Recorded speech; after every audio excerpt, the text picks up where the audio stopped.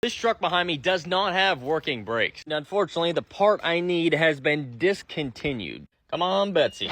In previous videos, you found out the fluid was completely empty on the brake system. And we traced it down to that puddle on the driveway. It led us to that sensor right back there. When you try and find that sensor, it's completely discontinued by Ford. Cross-referenced it to all these different places and came up with nothing. Put a local parts store who deals a lot with that kind of stuff. They ended up finding this guy right here. Should be the right thread. It's for the right application, but the plug is incorrect. If that's all we got to worry about, we're going to make this thing work. I'm hoping I have an electrical terminal that we can use to do that. What do we have here? No, it's not going to work. Ring terminals are not going to help us either. I know what I need, but we just don't have it.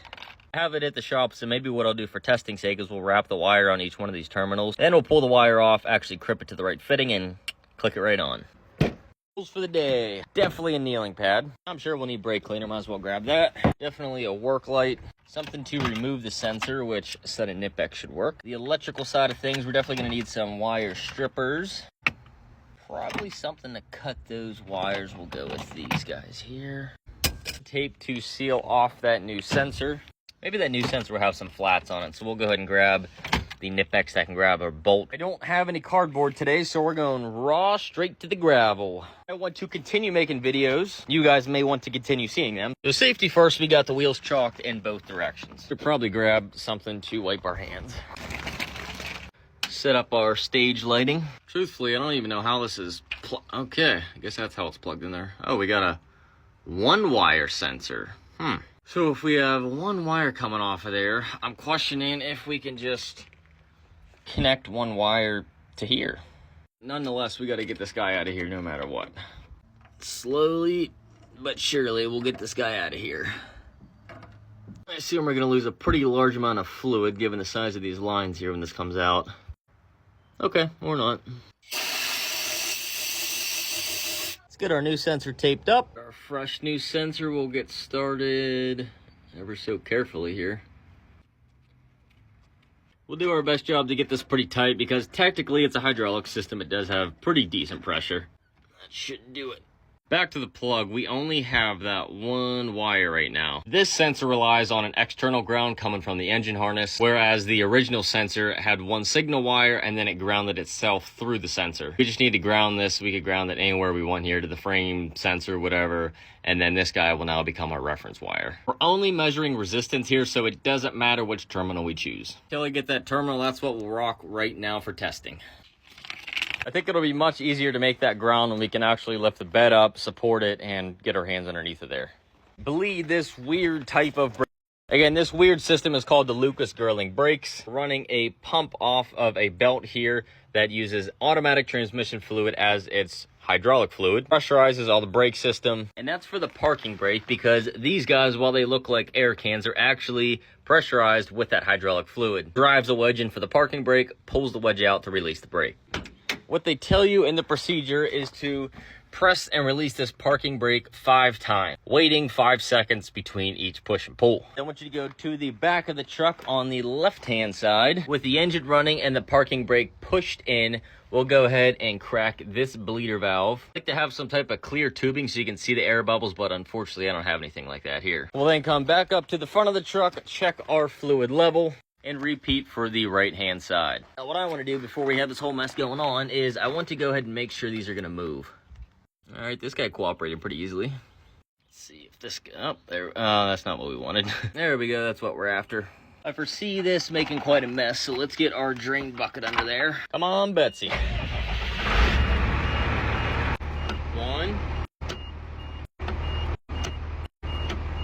All right, that's 5 rounds. I don't know the pressure we're talking about here, so we'll go slow. Okay. That looks pretty good to me. Back to the truck here, and we'll cycle that 5 more times to the right side. And 5. To the back we go.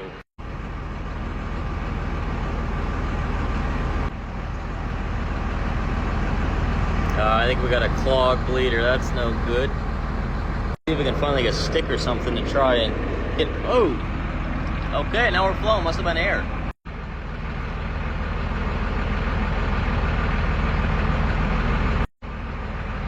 After that, let's double check our reservoir, make sure we still have enough fluid in here.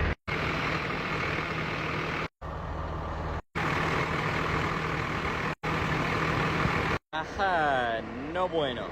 Like I said, she takes the transmission fluid.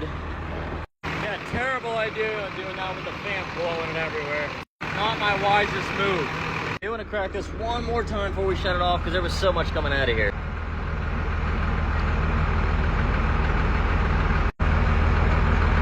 Nice. Now we'll snug her up. Little rev just as a victory. All right, let's go top off our reservoir. I added every bit of a half gallon here. That's gonna be enough. Geez, we're still, I mean, we got to the safe mark, but we're not there yet. Yeah, not sure what I was thinking doing that with the fan running. It's every bit of 3/4 of a gallon. That's gotta be enough. There we are, right on the full line. Solid. Now the true test will be when we put our foot on the pedal, does it groan and moan like it did before? So far, feels good.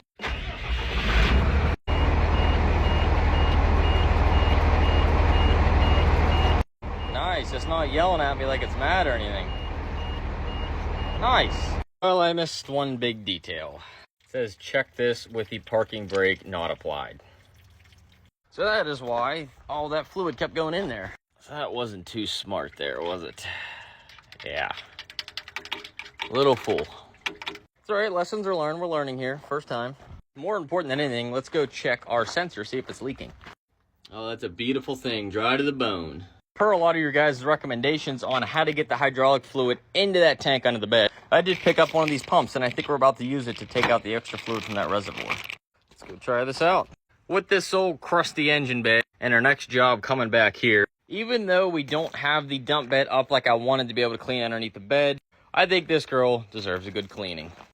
Get this thing one big. We'll hit our engine and bad spots with foaming degreaser, stars and stripe, foam cannon, pH shock it. Magic's gonna happen. Call me optimistic. I feel like this thing's gonna shine again. We're gonna get this baby all shined up. Make this baby look new. Now we'll let that soak and blast it off in a minute.